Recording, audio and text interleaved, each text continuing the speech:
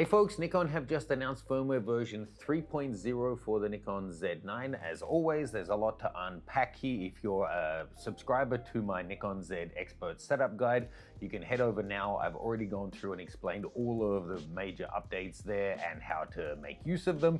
If you're in the Z system, head on over and check it out. It'll show you all of the physical camera controls of your particular camera, how to initially set it up, and how to get the most out of it by customizing it for your needs.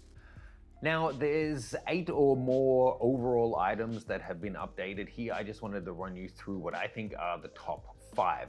First of all is high-res video zoom. Now, just switching to video mode here, going back there, actually that's perfect on Ernest giving the thumbs up here. This is actually a really good demo. I've already set this up. You'll note in video mode here that we've got the little HR symbol, that's it. I've mapped it to my front custom buttons. As I hold it in, we get up to a 2x digital zoom. But you'll note we've cropped his finger off because there are some limitations here. It'll only zoom in on the center of frame and you're only able to use wide area large. But it's basically going in on an 8K file, so you're not having significant image degradation. And it even lets you do it in ProRes. So for video shooters, that's pretty great. Another one for video shooters, number 2 if you're counting, is the support for Atomos Blue Ultra Sync. This is a little Bluetooth device that will allow you to fully sync all of the different cameras and audio equipment that you're using on set. It's a fairly low cost, high feature system. So if you're, again, doing video, you might want to check that out. 3 was a new high frames per second mode. So let's switch to stills here. If we switch around to our high frame rate here, hold down the high frame rate button. We always had 30 and 120 frames. This is now adding a 60 frames option, but you'll note it's in a crop mode. So if you're using DX crop to be able to get extra reach and get more shots off with no buffer issues, you now have an option right there in the menu for a 60 frames per second option. Also for you DX guys, there is a new size option. So if you go into stills here, okay, so we always had image area. You could choose FXDX. In terms of image size settings, we used to only have this top option, which was, do you want large, medium, or small?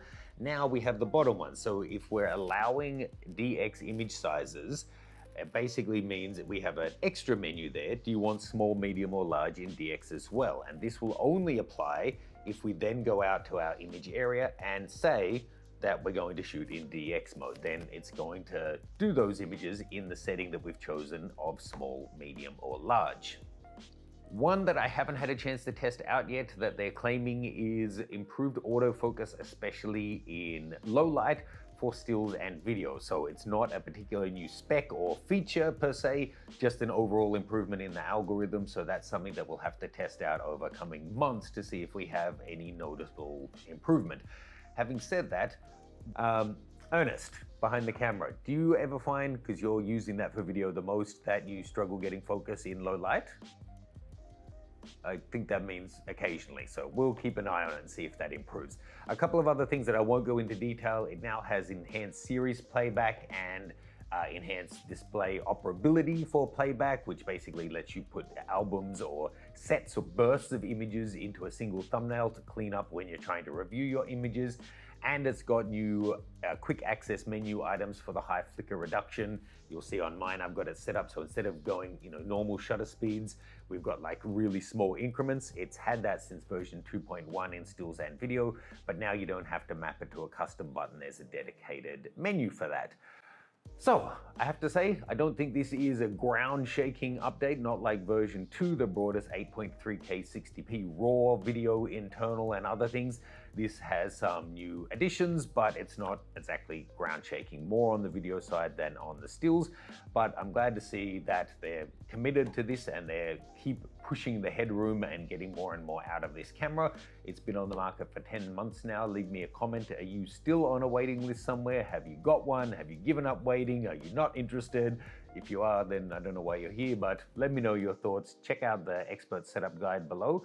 And as always, as there's new updates on this guy, I'll be bringing them. So subscribe if you're a Z9 shooter for more content. Cheers, guys.